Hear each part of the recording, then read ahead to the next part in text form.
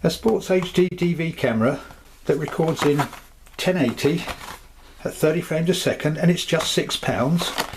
Really? Is it worth buying? We'll have a look in a minute.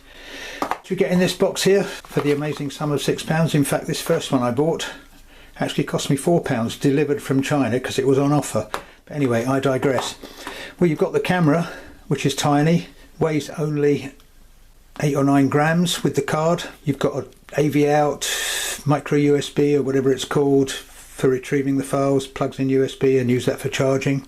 You've got a little clip here that either will clip onto your lapel or something, or if you clip it onto this bracket you could mount it and it will swivel around in different places. So you could, if you could get the motion detect working, and I couldn't, use it as a motion detecting camera. And of course you've got the camera, which takes a TF card, charging socket there, reset hole there, even got a little hole there so you could put it on a loop of string. Lens on the front with some infrared LEDs and 2 buttons on it, power, mode.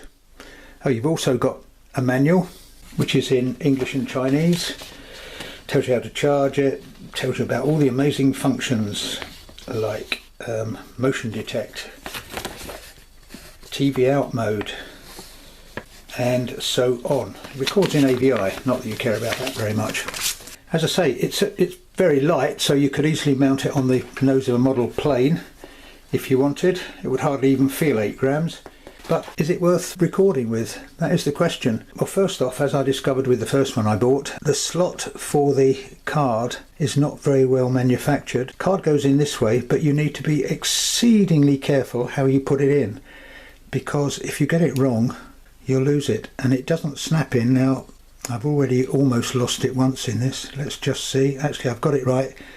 Push that in so the card's in. Now to fire it up in 720 mode, it's a question of a couple of seconds press of the power button. Press again, flashes 3 times and it tells you it's recording. But it doesn't actually flash while it's recording, so you don't really know if it's recording. Short press again and it stops recording and the blue LED comes back on. Press the mode button once, and if you look very carefully in there you can see that there's a little red LED in there now, and that tells you that it's in 1080 mode, although it's not real 1080, it's interpolated from 720, and I couldn't see any difference in quality, and I doubt if you will. Now there are quite a lot of other functions, all in the instructions. I managed to get some to work and I managed to get some not to work. Maybe you'd have more luck than me. Now I bought 2 of these because I wondered if it was just out of focus, but unfortunately close to or distant are equally as bad.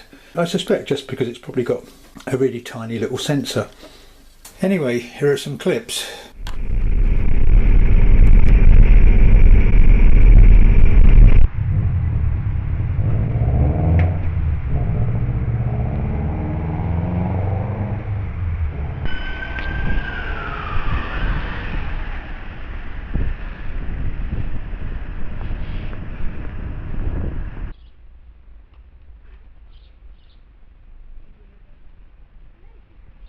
Video, and I doubt you can see much difference to the 720 video, to be honest.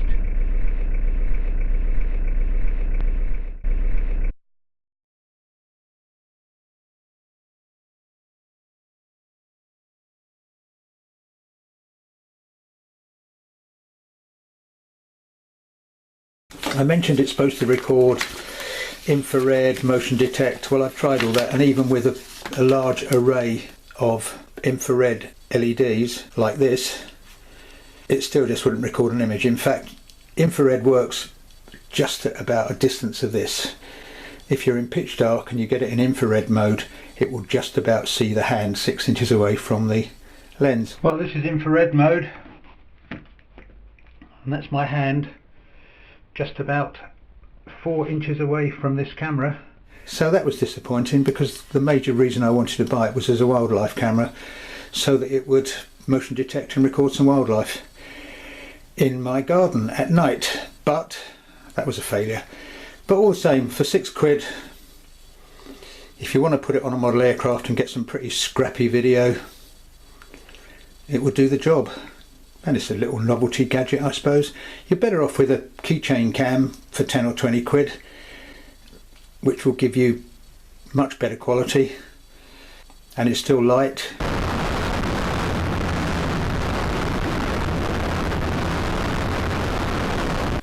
Or even push the boat out if you want to do decent aerial video. Push the boat out with this one from Firefly, which gives great quality video and is FPV capable, as is the Matecam 808. I'll put a link below to both of them, and there's test video on my channel for both. But anyway, getting back to this little camera, for the cost of a pint of beer, £4, which is what the first one cost me, it's not bad at all really. But that's it for now. Once again, thanks for watching. Maybe you found this useful. If you did, maybe you'd like to subscribe down there. Lots of 50 action cameras, more than 50 action cameras and FPV cameras on my channel, plus flying clips, radio controlled models, sailing, all kinds of stuff. So once again, thanks for watching, and hopefully I'll catch you again soon.